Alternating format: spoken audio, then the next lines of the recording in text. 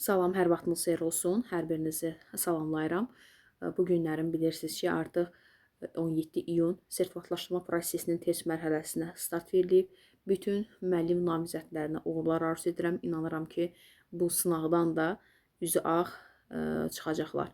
Suallarla sizi tanış etmək istəyirəm. Günün suallarıdır. Dərs prosesi zamanı bir şagird davamlı olaraq səs salır, digər şagirdlərin diqqətini yayındırır və dərsin normal gedişinə mane olur. Müəllim bu vəziyyəti düzgün idarə etmək və sinifdə sağlam təlim mühiti yaratmaq üçün hansı addımları atmalıdır? Baxaq görək. Bilirsiniz ki, variantların hamısı, yəni eyni mənanı kəsb etmir. Elə variant var ki, orada görürsən ki, bu mümkünsüzdür. Çıxdaş edirik və çıxdaş etdikdən sonra iki variant bir-birinə uyğun kimi görünür. Amma uyğun kimi görünsə də belə bir incə məqam digərindən üstün olur. Yəni hər zaman bunu diqqət edin. İki başlı sualların təhlili zamanı, yəni bunu edə bilərsiniz. Şagirdə dərhal deyir danlamaq və dərsdən uzaqlaşdırmaq. Xeyr, danlamaq müəllimin dırnaqarası deyəcəm. Nə ixtiyarınadır şagird danlasın. Bu cavabı çıxırıq. Danlamaq söhbəti olmaz. Beyni saxlayacağım. Şagird davranışına əhəmiyyət verməmək və dərsi davam etdirmək. Yəni şagird nə istəyirsə etsin. Mən şagirdin davranışına əhəmiyyət verməyəcəm və dərsi davam etdirəcəm. Təbii ki, bu normal bir şey deyil axı. Təsəvvür mən izahımı verirəm. Orada da şagird artıq özü danışır, mane olur dərsə. Əhəmiyyət də vermədim. Bu uşaq da deyir ki, müəllimdir də, yəqin mən görmür və yaxud da ki, müəllimə əhəmiyyət vermir. Laf gözəl. Başqalarını da fəaliyyətə sövq edir ki, onlar da başlayır nə etməyə, səs-küy salmağa. Məni kimdir dinləyən? Dərsim olacaq nə? Heç nə. Yəni bu sualın cavabı doğru deyil. Bütün sinifə xəbərdarlıq edərək digər şagirdləri cəzalandırmaq. Yəni bir nəfərə görə o bilər niyə cəza almalıdır? Görürsən, bu da bir doğru bir yanaşma deyil. Heç burada iki dənə hansısa bir variantla müqayisə edəcəyimiz bir yanaşma yoxdur. B-yə baxın, ən doğru yanaşma, yəni xoş səslənən yanaşma B variantıdır. Şagirdlə sakit şəkildə ünsiyyət qurmaq, davranışının səbəbini araşdırmaq və uyğun pedaqoji tədbir görmək. Ən gözəli budur. Əgərlərim başqa bir belə bir situasiyanın içərisində variant olaraq başqasını versə, baxın, dərs prosesində əgər şagird dərsin gedişatına mane olursa, müəllim də lövhədə vacib bir mövzunun izahını verirsə, müəllim həmin anda nə etməlidir? Baxın, dərsi dayandırmaq, o uşaqdan nəysə soruşmaq 45 dəqiqəmizə xələl gətirməsinə şərait yaradacaqdır. Ona görə də bu yanaşma etmirik. Qeyri-verbal, əgər dərs prosesində davranış pozuntusu varsa, qeyri-verbal baxışdan istifadə edəcəyik və ya takistik ünsiyyətdən. Takistik ünsiyyət nədir? Toxunaraq ünsiyyət. Bunu belə deyim də, şiddətlə müqayisə aparmayın ha. Xeyr, yaxınlaşıram, əlinin çiyninə belə deyim də, qoya bilərəm uşağın, verbal, yəni qeyri-verbal baxışdan istifadə edə bilərəm, adını lövhədən yaza bilərəm. Bu yanaşmalar dərs prosesində davranış pozuntusunun qarşısını alan yanaşmalardır. Yəni belə bir variantlarda əgərlərin səsləndirdiyim fikirlər olarsa, yəni götürə də bilərik, doğru kimidir. Deməli, bu sualın cavabı oldu B variantı. İkinci bir suala keçək. İdraç taksonomiyasına bağlı bir sualdır. Mətn təqdim olunur. Şagirdlər mətndəki sözlərin mənasını müəyyən edirlər və həmin sözlərdən istifadə edərək yeni mətn yaradırlar. Bax, bunu mən deyərəm iki başlı sual. Niyə görə? Burada yeni sözü avtomatik cavabı dəyişir. Biz yeniliyi qəbulda öyrənirik axı. Yəqin ki, bunu bilirik. Yəni, müəllim namizədləri deyirlər ki, bu sualı yəni qəbulda doğru variant kimi götürüblər tətbiq etmək mərhələsi yaratmaq yox. Biz demişdik ki, yeni sözü, innovativ, fərqli yanaşmalar yaratmağa aiddir. İndi cavabın xatirinə çıxıb təlimçilər sözlərdən istifadə edərəkdir deyib də izahını verəcəklərsə o başqa bir məsələ. Onsuz da ki, hər il belə olub. Amma bu bizə təqdim olunan qəbul suallarının, yəni izahların içərisində təqdim olunur ki, yeni söhbəti varsa, bu yaratmaq olmalıdır. Amma gəlib tətbiq götürürlər. Və təbii ki, indi cavaba görə də təlimçilər indi izahı fərqli verəcəklər. Mən bu sualına razı deyiləm. Yəni, kim necə izah verirsə versin, amma mən bu sualına razı deyiləm. yəni konkret şəkildə. Çünki əgər bu söhbət olmasaydı, yeni sözü olmasaydı, bəli, mən gedib tətbiq götürərdim. Mətn təqdim olunur. Şagirdlər mətndəki sözlərə mənasını müəyyən edir. Laf gözəl. Bura kimi anlamaq deyə bilərəm. Anlamaq. Və ardı var və həmin sözlərini istifadə edərək mətn yaradırlar. Hə, belə olsa tətbiq olardı. Amma yeni bir mətn yaradırlarsa, yeni bir şey yaradacaqlar da, əldə olunanlardan istifadə edib yeni mətn yaradacaq. Yeni yaradan bu şəxs özüdür. Nə olsun ki, əldə olan məlumatlar var. Axı burada yeni söz adam çaşdırır. Yeni sözü biz yaratmağa demişdik. Mən bu sualla razı deyiləm, amma tətbiq götürüblər qəbulda. Deyirsiniz ki, bəs yaxşı, siz niyə bunu tətbiq demirsiniz? Mən də belə deyim, fikrinizi sizin qarışdırmaq məqsədi ilə sizin yanınızda doğru çıxım deyənə mən deyərəm ki, məsələn, tətbiqdir. Amma necə öz-özümü aldada bilərəm ki? Axı, burada yeni sözü avtomatik olaraq yaratmağa gedir, köklənir axı. Bu sualdan razı deyiləm, tətbiqama götürürlər. Yenə izahını verdim, yeni sözü olmasaydı tətbiq olardı. Əgər situasiyanın əsas məqsədi bura kimi olsaydı anlamaq olardı. Amma yeni söhbəti yaratmağa köklənir. Bu sualdan razı deyiləm. Belə. Amma tətbiq götürüblər. Hansı diaqnostik qiymətləndirməyə aid deyil? Diaqnostik qiymətləndirmə bilirsiniz ki, bölmənin əvvəlində, yarımın əvvəlində, tədrisin əvvəlində, ümumiyyətlə əvvəl söhbəti, sinifə yeni şagird gələndə, müəllim gələndə diaqnostik qiymətləndirmə keçirdirik. Əsas məsələ nədir? Şagirdin bilik bacarığını üzə çıxarmaqdır ki, görün bu uşağın bilik bacarığı, yəni bilik səviyyəsi nə dərəcədədir? Müəllim də olaraq öz planlaşdırmamda dəyişiklik edeyim ki, bu uşaqların potensialı güclüdür, yoxsa zəifdir? Əgər güclüdürsə planlaşdırmamdan avtomatik olaraq dəyişiklik edeyim. Zəifdirsə də dəyişiklik edeyim, güclüdürsə dəyişiklik edeyim. Bu məqsədlə aparılır.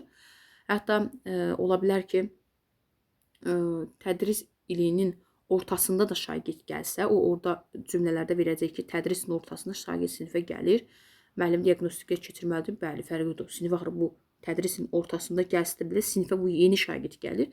Diaqnostik keçirilməlidir və yazılı formada da müəllimdə bir sübut olmalıdır ki, sabahların valideyn deyəndə ki, mən evladımı məsələn hansı bir məktəbdən çıxardıb sizə gətirmişəm, heç uşağım inkişaf etmir. Əlimizdə bir sübut olur ki, göstərir ki, bu diaqnostik keçirmişdik. Tədrisin ortasına gəlsə də belə budur bunun nəticəsi. Gəlin görək variantlardan hansıdır? Aid deyil soruşur. Bölmənin əvvəlində aparılır, bəli. Bölmənin əvvəlində aparılır, doğrudur. Şagirdin mövcud bilik və bacarıqları, maraq və ehtiyacları müəyyəndir, bu da doğrudur. Müəllim üçün barometr rolunu oynayır, bəli, differensiyalaşmada şərait yaradır. Risk də qəbul etmir, çünki şagirdin nəticəsinin heç bir təsiri yoxdur. Şagirdin gündəlik inkişafını izləyir. Gündəlik inkişafını izləyən formativ qiymətləndirmədir. Hər gün aparılır, tədris boyu aparılır. D variantı formativə aiddir. Sonra 4-ə baxaq. Müəllim dərsin sonunda şagirdlərə belə bir tapşırıq verir. Əsərdə müəllifin baş qəhrəmana qarşı mövqeyini, öz münasibətini müəyyənləşdir. Baxın, Allah köməklər olsun. Bunun işim yoxdur. Çox gözəl də yanaşma göstəriblər. Haqqa haqdır. Burada haqlarına getməyəcəm. Sual doğrudur, düzgündür. Baxın, demir ha, burada müəllifin sözünü görüb də biz çaşmırıq. Müəllifin baş qəhrəmana qarşı mövqeyinə öz münasibətini müəyyənləşdirir. Sən öz münasibətini müəyyənləşdirəcəksən, dəyərləndirmədir. Yox, desəydi ki, əsərdə müəllifin baş qəhrəmana mövqeyini müəyyənləşdir, mövqey ortada deyil, sən başqasının mövqeyini üzə çıxardacaqdın, təhlil olardı. Amma mövqey ortalıqdadır, öz münasibətini müəyyənləşdirəcəksən, o dəyərləndirmə olacaqdır. Nəcəbsə, yəni bu sualda bir problem yoxdur. Sonra bura keçək. Azərbaycan dili müəllimi dərsdə şagirdlərə qısa bir hekayə təqdim edir. Şagirdlər əvvəlcə mətni diqqətlə oxuyurlar. Mətndəki əsas ideyanı müəyyənləşdirirlər. Daha sonra müəllimin tapşırığı ilə mətndə rast gələn mürəkkəb adların yazılış qaydalarını araşdırır və sonda mövzuya dair kiçik bir esse yazırlar. Burada fənüslü bir şey yoxdur. Baxın, çıxıram avtomatik olaraq fənüslü. Niyə görə fənüslü yoxdur? Fənüslü şagird həyatda bunu öz əziyyət çəkərək reallaşdırmalıdır. Yəni, hazır əgər uşaq məlumatı əldə edirsə, hazıra nazır müəllimin verdiklərindən istifadə edərək nəsə bir iş icra edirsə, bu fənüslü deyil. Şagird orada əziyyət çəkməlidir. Bunları çıxarıram. Baxın, görə fənlər arası varmı? Azərbaycan dili müəllimi dərsdə şagirdlərə qısa bir hekayə təqdim edir. Şagirdlər mətni oxuyurlar. Mətn bilir ki, Azərbaycana aiddir. Mətndə əsas ideya ilə müəyyənləşdirilir. Daha sonra müəllimin tapşırığı mətndə rast gələn mürəkkəb adlarını, yazılış qaydalarını araşdırır. Sonra mövzuya aid daha bir kiçik esse yazırlar. Esse də elə aiddir nəyə Azərbaycan dilinə. Ona görə fənlərarası söhbəti burada yoxdur. İki fənnin əlaqəsi olsaydı fənlərarası olardı. Məsələn, esse yazırlar, sonra isə kompüterindən və yaxud da ki, hansı bir proqramdan istifadə edir, slayd hazırlayır, müəllimə təqdim edir desəydi, deyərdim ki, informatika, Azərbaycan dili var, bəli, fənlər arasını gedib götürək. Yoxdur. Burada olacaq fən daxili inteqrasiya. Niyə görə fən daxili? Çox güman ki, burada şagirdlər diqqətlə oxuyurlar. Axı, biz dedik ki, məzmun xətlər arasında əlaqə olanda üfüqi olur. Fən daxili iki yerə bölünür. Şaqülü və üfüqi. Şaqülü siniflər arası əlaqədir fənnin daxilində. Üfüqi isə məzmun xəttlər arasındadır. Azərbaycanlı məzmun xətti dinləyib anlama, danışma, oxu, yazı dil qaydalarıdır. Burada oxu məzmun xətti, bir də mürəkkəb yazı qaydalarını araşdırırlar. Səhv etmirəmsə, dil qaydaları da burada var. İki məzmun xətti əlaqəsi onun üçün fən daxiliyə aid olacaqdır. Məsələn, burada bayaq dediyim kimi, əgər kompüter söhbəti zad olsaydı, slayd hazırlasaydı, bunun bölümündə fənlər arası söhbəti olsaydı bölümündə də, məsələn, fən daxili, fənlər arası götürmək olardı. Dərs zamanı şagirdlərdən biri davamlı olaraq səs salır, yoldaşlarının diqqətini yayındırır və dərsin gedişatını pozur. Sinifin effektiv idarə edilməsi strategiyalarına əsasən müəllimin hansı davranışı daha doğru hesab olunur? Baxaq görək. Şagirdi dərhal sinif qarşısında kəskin şəkildə danlamaq. Bayaq dediyim kimi təkrarçı olacaq. Bizim nə ixtiyarımıza da uşağı danlayaq. Bunu ümumiyyətlə götürmürük. Dərsi dayandırmadan şagirdə yaxınlaşmaq, qeyri-verbal siqnallarla xəbərdar etmək, problem davam edərsə, dərsdən sonra fərdi söhbət aparmaq. Baxın, nə gözəldir yanaşmadır. Bayaq elə izahını verdiyim kimidir. Bunu saxlayıram. Gəlin o birinə baxaq. Şagirdləri cəzalandırmaq məqsədilə dərhal sinif otağından bayıra çıxarmaq və direktor otağına göndərmək. Cəzalandırmaq yox. Doğru bir yanaşma deyil. Şagirdin bu davranışına tamamilə laqeyd qalmaq və dərsə planlaşır kimi davam etmək. Laqeyd qalıram, dərsin gedişatı pozulur, səs-küy, mən də orada öz-özümə danışıram. Demir ki, yanlış yanaşmadır. Amma B variantı doğru yanaşmadır. Dərsi dayandırmadan şagirdə yaxınlaşıram. Qeyri-verbal ünsiyyətdən istifadə edirəm. Bu baxış ola bilər, adlı lövhədən yazmaq ola bilər, sakitcə yaxınlaşıb, belə deyim də, qeyri-verbal takistik, yəni ünsiyyətdən istifadə edə bilərik. Görürsə, B variantı daha uyğun bir yanaşmadır. Verilənlərdən biri sinifin idarə edilməsi strategiyalarından deyil.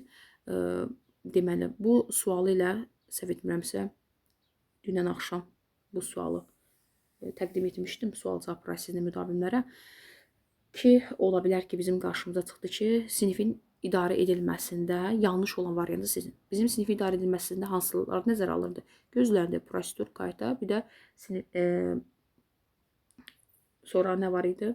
Məsələn, sinifdə psixoloji mühitin yaradılması. Məsələn, veriləcək variantda iş üsulu, iş forması, nə bilim, inteqrasiya, bu da sinifin idarə edilməsi strategiyalarına aiddir. Xeyr, bunu götürməyəcək. Sinifin idarə edilməsi. Bax, sağlam psixoloji mühitin olması, prosedur, sinif qaydaları, hətta gözlənti də olsa, bura gözləntiyi də götürür. Amma dərsin məqsədinin şagirdlərin nəzərinə, dərsin əvvəlinə çatdırmaq, bu gündəlik planlaşdırmamızı tərtib edərkən olan strategiyalardır. Bunun sinifin idarə edilməsinə bağlı bir yanaşma deyildir. Sinifin idarə edilməsi gözləndi, prosedur, qayda və psixoloji mühitin yaradılması vardır. Dərsin məqsədi, iş üsulu, iş forması, bunlar gündəlik planlaşdırmamıza aiddir. Deməli, D variantı da burada nə deyir? Sinifin idarə edilməsi strategiyalarına aid deyil.